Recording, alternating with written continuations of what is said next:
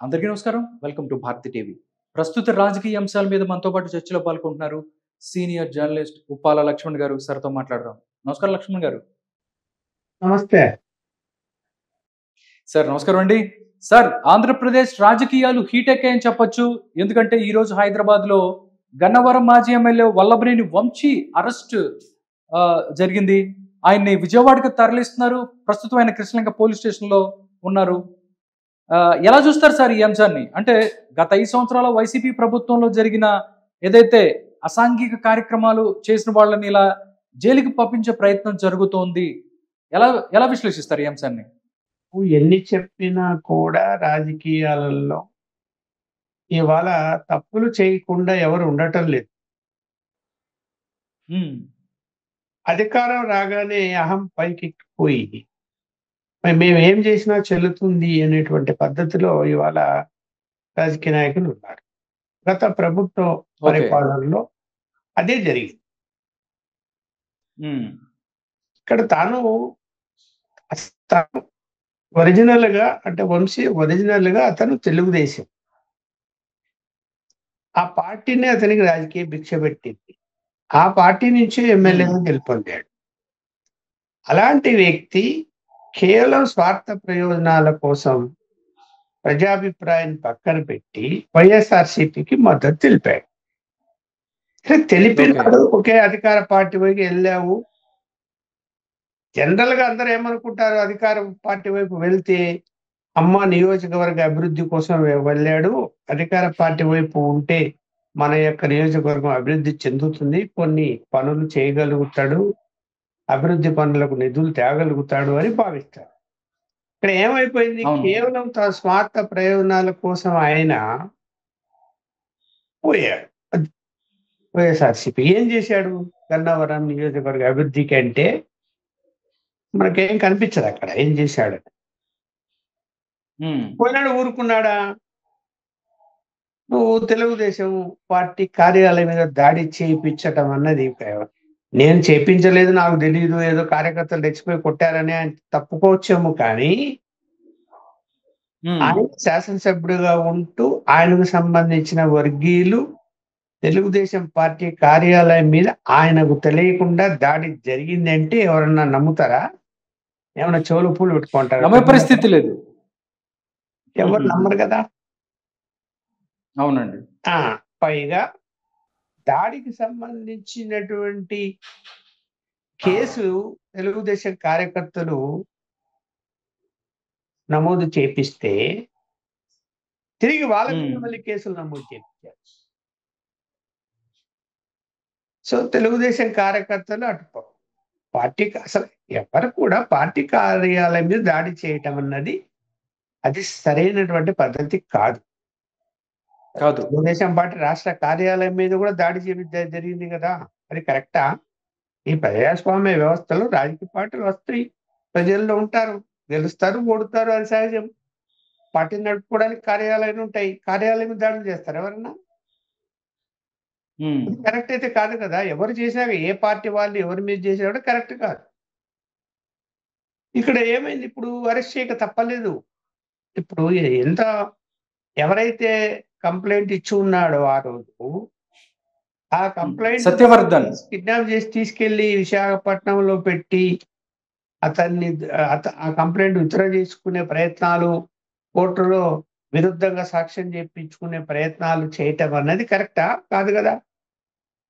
ఇవాళ అతను కూడా అవును. దొరికాడు, కిడ్నాప్ అని తేలిపోయింది.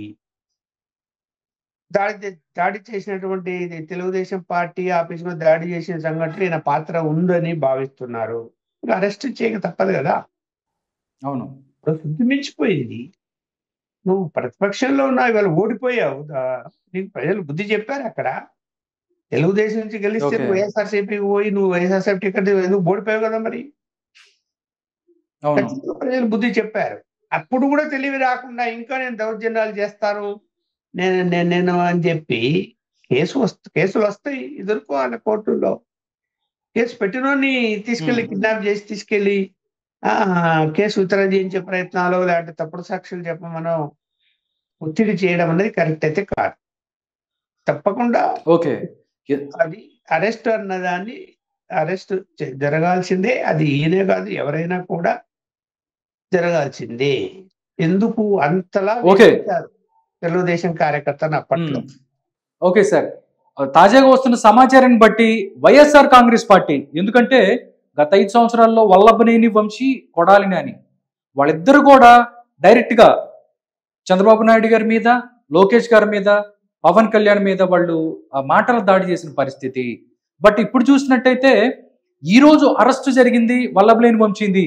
ఈ వంశీ గారికి సంబంధించి అరెస్ట్ మీద కూడా వైసీపీని రియాక్ట్ అవ్వద్దు అని చెప్పి జగన్మోహన్ రెడ్డి చెప్పినట్టు వార్తలు వస్తున్నాయి. ఎవరు కూడా ఇప్పుడు దాకా వైసీపీ రియాక్ట్ అవ్వలేదు. ఎందుకంటే ఈ ఇష్యూలో రియాక్ట్ అవ్వకుండా సైలెంట్ గా ఎందుకు ఉంది అనే అనుమానాలు కూడా వస్తున్నాయి. అంటే ఏదో అనవసరంగా మనం దీనికి రియాక్ట్ అయ్యి మళ్ళీ క్రెడిబిలిటీ పోద్దనో, లేకపోతే ఇలాంటి వ్యవహారాల్లో రియాక్ట్ అవ్వకుండా ఉండాలి అని చెప్పి ప్రయత్నం అనుకోవచ్చా? ఒకరిద్దరు రియాక్ట్ అయ్యారు, నేను చూశాను ఇందాక. React okay. కావద్దని ఏం లేదు, రియాక్ట్ కావచ్చు. అది వాళ్ళు ఓకే. రియాక్ట్ అయినా వాళ్ళు చెప్పేది ఏంది? రెడ్ బుక్, కచ్చ సాధింపు, ధోరణి, ఇదే కదా. ఆ మాటలు చెప్తారు. అక్రమ అలాగే అరెస్ట్ అని అక్రమ చెప్తారు. కేసులు అందుకనే అంటారు. చెప్తారు. ఏం సంబంధం లేదంటారు. ఇవే కదా మాట్లాడతారు. ఇప్పుడు మరి ఓకే. మీరు వాళ్ళు మాట్లాడే ముందు వాళ్ళు ఏం చేశారో కూడా తెలుసుకోవాలి కదా. అంతకుముందు వైఎస్ఆర్సీపీ ప్రభుత్వం హయాంలో వాళ్ళు సరైన కేసులు పెట్టారా? వాళ్ళు కక్ష సాధింపు అంటే రాజకీయ కక్ష సాధింపులు వేరు.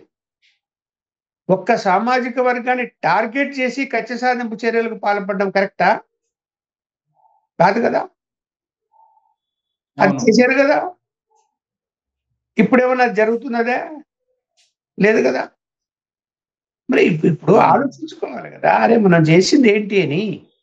ఇవాళ ఇవాళ 8 నెలల కాలం దాటిపోయినా కూడా ఇంకా ఓపిగ్గా పూర్వపరాలన్నీ పరిశీలించి ఆధారాలు సంపాదించుకొని మీకు నోటీసులు ఇచ్చి పద్ధతి ప్రకారము అరెస్ట్ చేసేటువంటి విధానాన్ని కొనసాగిస్తూ ఉన్నప్పుడు నీకు రెడ్ బుక్ అని మాట్లాడిన ప్రయోజనం లేదు, కక్ష సాధింపు అన్న ప్రయోజనం లేదు. మరి అవన్నీ చేయకపోతే తెలుగుదేశం కార్యకర్తలు ఎంత సఫర్ అయ్యారో, ఎంత ఇబ్బందులు పడ్డారో, సంబంధం లేని వాళ్ళని తీసుకెళ్ళారే. జస్ట్ ఫార్వర్డ్ చేస్తే కూడా వాట్సాప్ లో వచ్చిన ఒక మెసేజ్ ని ఇంకొకరికి వాళ్ళ మీద కూడా సిఐడి వెళ్ళి వాళ్ళ మీద కూడా నోటీస్ ఇచ్చి నువ్వు రా విచారించాలని చెప్తారా? అంత దారుణమా? అవును. ఏం ఫార్వర్డ్ చేసిండ్రు? ఏమన్నా దేశద్రోహానికి సంబంధించిన అంశాలు ఫార్వర్డ్ చేసిండ్రా?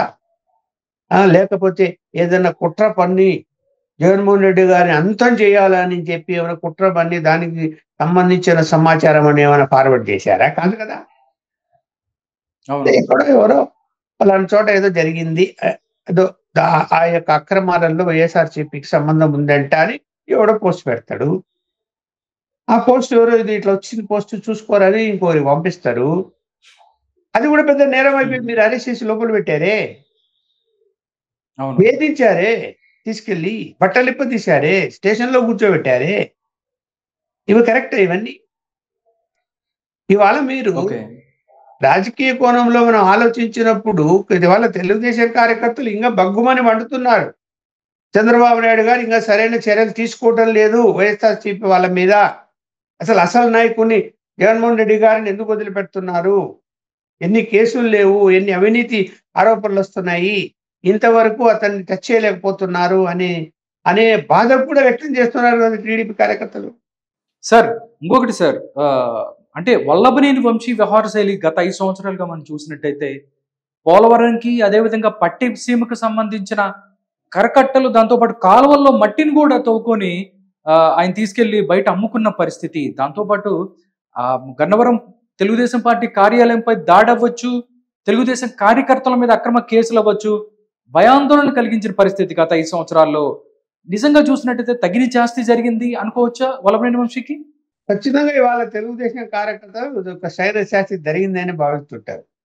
ఎందుకంటే అంతగా అధికారం చేతిలో ఉంది కదా అని మీ ఇష్టం వచ్చేట్టు నేను ఎక్కడ పడితే అక్కడ మైనింగ్ చేసుకుంటా, తవ్వకాలు జరుపుకుంటా,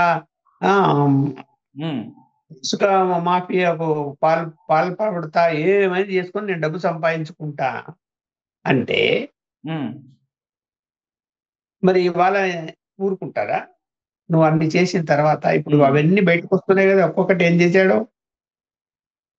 అవును, మరి అవన్నీ బయటికి తీయాల్సిందే కదా, లేకపోతే కార్యకర్తలు ఊరుకుంటారా? అవును, అయితే ఇక్కడ ఒకటి గమనించాల్సింది ఏమిటంటే, గత ప్రభుత్వంలో జరిగిన ఉమ్, అన్యాయాలు, అక్రమాలు, దౌర్జన్యాలు వాటి మీద చర్యలు తీసుకోవడంలో తప్పులేదు కానీ, మేము ఓకే, అధికారంలో ఉన్నాం కదా కానీ మీరు కూడా అదే లైన్లో ప్రస్తుత ప్రభుత్వం ఈయన వెళితే, అంటే కూటమి ప్రభుత్వం వెళితే అది కరెక్ట్ కాదు, కంట్రోల్ చేసుకోవాల్సిన అవసరం. ఓకే. సార్ నిజంగా చూస్తే ఇప్పుడు వల్లభనేని వంశీ తర్వాత నెక్స్ట్ టార్గెట్ కొడాలి నాని అనే మాట వినిపిస్తుంది. దీనికి సంబంధించి కూడా ఆయన మీద కూడా కొన్ని కేసులు నమోదై ఉన్నాయి పరిస్థితి. అంటే కూటమి ప్రభుత్వం వచ్చిన తర్వాత అరెస్టులు జరగట్లేదు, నిజంగా ఎవరైతే అన్యాయం జరిగింది, అవినీతి జరిగింది దాని మీద ఎలాంటి చర్యలు తీసుకోవట్లేదు అని కూడా చెప్పిన పరిస్థితి. But next target Kodali Nani అనుకోవచ్చా లక్ష్మణ్ గారు? ఉండొచ్చు. ఇప్పుడు వాట్ ఇస్ ఇక్కడ ఇప్పటికే ఉమ్, ఆలస్యమైంది వీళ్ళ మీద అని. ఎందుకంటే అధికార ఉమ్, మదంతో వాళ్ళు వ్యక్తిగత దూషణలు కూడా దిగారా లేదా? వంశీ గారిని అవును, వ్యక్తిగత దోషులు కూడా దిగారు. వ్యక్తిగత ఉమ్, దూషణలు ఎంత దారుణం! కుటుంబ విషయాలు, వ్యక్తిగత దూషణలు అవసరమా రాజకీయాలు అవన్నీ? అరే ఉమ్, అధికారంలో ఉన్నప్పుడు నీ మీద విమర్శలు వస్తాయి. అంతకుముందు ఏమైనా అధికారం ఉన్నప్పుడు దుర్వినియోగం చేసి ఉంటేనో, అవినీతి చేసి ఉంటేనో బయట పెట్టు, మాట్లాడు, ఎవరు వద్దంటారు. ఉమ్, అలా కాకుండా వ్యక్తిగత దూషణలు పుట్టకలతో సహా మాట్లాడతారండి. కొంచెం ఉమ్, ఇంగిత జ్ఞానం ఉందే వాళ్ళకి. అవును, అలా మాట్లాడితే ఎవరు ఎవరు ఇవాళ కరెక్ట్ గా ఉంటున్నారు అంటే ఏం సమాధానం చెప్తాం మనం? ఏం సమాధానం చెప్పలేం కదా. రొంతన్నా అరే అలా మాట్లాడకూడదు అనే దాన్ని ఎందుకు జగన్మోహన్ రెడ్డి గారు కంట్రోల్ చేయలేకపోయాడు అప్పట్లో? బాధ్యత ఎవరిది? నాయకుడిది కదా. ఇలా అవును, మాట్లాడొద్దు, ఇది పద్ధతి కాదని వాళ్ళకి చెప్పాలి కదా. చెప్పని ఎందుకు చెప్పలేకపోయాడు? అట్లా అనుకుంటే జగన్మోహన్ రెడ్డి కుటుంబం మీద ఆరోపణలు చాలా ఉన్నాయి. మరి దానికి ఏం అవును, మాట్లాడాలి? తప్పది. అది అవును. వాళ్ళిద్దరూ సార్, మాట్లాడిన భాష అంత కుటుంబం మీద వ్యక్తిగతంగా దాడులు చేయడం అనేది చాలా దారుణమైనటువంటి అంశం. సార్ మరీ అసలు ఆ నోటికి ఏమైనా నోటి కంపుతో మాట్లాడతారైతే మరి కొడాలి నాని. అవును. సార్ ఇంకొకటి సార్, ఎందుకంటే గత 5 సంవత్సరాల్లో వాళ్ళు చేసిన అక్రమాలు అవ్వచ్చు, అవినీతి అవ్వచ్చు, దాని కారణంగానే వాళ్ళు 11 సీట్లకు పడిపోయిన పరిస్థితి. దాని నుంచి అంటే వ్యక్తిగత దూషణలు అవ్వచ్చు, అసలకి రాజకీయాలకి సంబంధం లేని వ్యక్తుల్ని దూషించడం ఇవన్నీ కూడా మనం చూసాం. కానీ ఇంకా వాళ్ళు వాటి నుంచి ఏం పాఠాలు నేర్చుకోలేదు అనిపిస్తుంది. ఎందుకంటే మొన్న జరిగిన మీటింగ్స్‌లో కూడా కార్యకర్తల మీటింగ్‌లో జగన్మోహన్ రెడ్డి 2.0 చూస్తారు అని చెప్తున్నారు. 2.0 చూస్తారు. కార్యకర్తల వెంట్రుకలు పీకలేరు. ఎవరన్నా చేస్తే నెక్స్ట్ నా గవర్నమెంట్ వచ్చిన వెంటనే వాళ్ళందరినీ ఏం చేయాలో అది చేస్తా అని చెప్పి మాట్లాడటం నిజంగా 2024 ఎలక్షన్ రిజల్ట్‌కి సంబంధించి వాళ్ళు ఏ విధమైనటువంటి గుణపాఠాలు నేర్చుకోలేదు అని చెప్పి భావించొచ్చంటారా? ఇప్పుడు వాళ్ళకి అంతరాత్మకు తెలుసు గుణపాఠాలు నేర్చుకోక ఏం కాదు. కాకపోతే ఏంటంటే రోజు రోజుకు కార్యకర్తలు, నాయకులు పార్టీ నుంచి దూరమై ఇతర పార్టీలకు వెళ్ళిపోతున్నారు. కొంతమంది సైలెంట్ ఓకే. అయిపోతున్నారు. అంటే పార్టీ బలహీనపడుతున్నది. దాన్ని అతను చిందించుకోలేకున్నాడు. అలాగే మరి కేసులు హ్మ్. పెడుతున్నారు కదా. పెడుతూ ఉన్నప్పుడు అది అది ప్రశ్నిస్తారు ఎవరైనా కూడా. హ్మ్. తను మళ్ళీ మనమే అధికారంలోకి వచ్చేస్తున్నాం. వచ్చిన తర్వాత వాళ్ళ సంగతి హ్మ్. చూస్తా నేను అని చెప్పి మాట్లాడడం అనేది సహజంగా మాట్లాడతారని అనుకుంటున్నా. ఏం చూస్తాడు? ఒకవేళ ఓకే. మళ్ళీ అధికారంలోకి వస్తాడు అనుకుందాం ఒక మాట. ఏం చేస్తాడు చెప్పండి? హ్మ్. ఏదైనా చట్ట పరిధిలో చెయ్యాలా? చట్టానికి వ్యతిరేకంగా చేసి ఇవాళ సిఐడి సునీల్ కుమార్ గారు ఎందుకు హ్మ్. త్రిపుల్ ఆర్ విషయంలో ఇరుక్కుపోయాడు? చేసి అవును. అలా అలా అలా ఇబ్బందులు అందరినీ పడుతున్నారు. మరి మరి ఎప్పుడు ఎల్లకాలం అలాగే చేస్తారు ఆఫీసర్లందరూ. ఎవరు జాగ్రత్త వాళ్ళు హ్మ్. పడతారు కదా. ఎందుకొచ్చింది ఇలా రాజకీయ ఓకే. మధ్యలో మనం నలిగిపోతామని? ఇప్పుడు ఎంతమంది ఓకే. అధికారులు, ఐఏఎస్, ఐపీఎస్లు ఇష్యూలు ఇరుక్కుపోయారు. మిమ్మల్ని నమ్మి ఔట్ ఆఫ్ ది వే అవును. చేసి మళ్ళీ చేస్తారా నువ్వొస్తే అట్లనే? ఒకటి అసలు ఆయన అసలు రావడానికి ఛాన్స్ ఉందా ముందు అది ప్రశ్న వేస్తాను నేను. అయ్యా జగన్మోహన్ రెడ్డి గారు మీ మళ్ళీ రావడానికి ఏం ఛాన్స్ ఉంది? ఆయన ద్వారా చెప్తాంది లక్ష్మీపార్వతి. జనం ఆవురావును ఎదురు చూస్తున్నారట. ఇవాళ ఎన్నికలు జరిగితే మొత్తం 170 సీట్లు వచ్చేస్తాయట. నోరా మాటి కట్ట ఏంది? ప్రజలంటే అంత పిచ్చోళ్ళా? ప్రజలంటే అంత పిచ్చోళ్ళా? అంటే ఇవాళ ఎన్నికలు జరుగుతానే 170 సీట్లు ప్లోమ్ నమ్మా జగన్ రావాలి జగన్ రావాలని.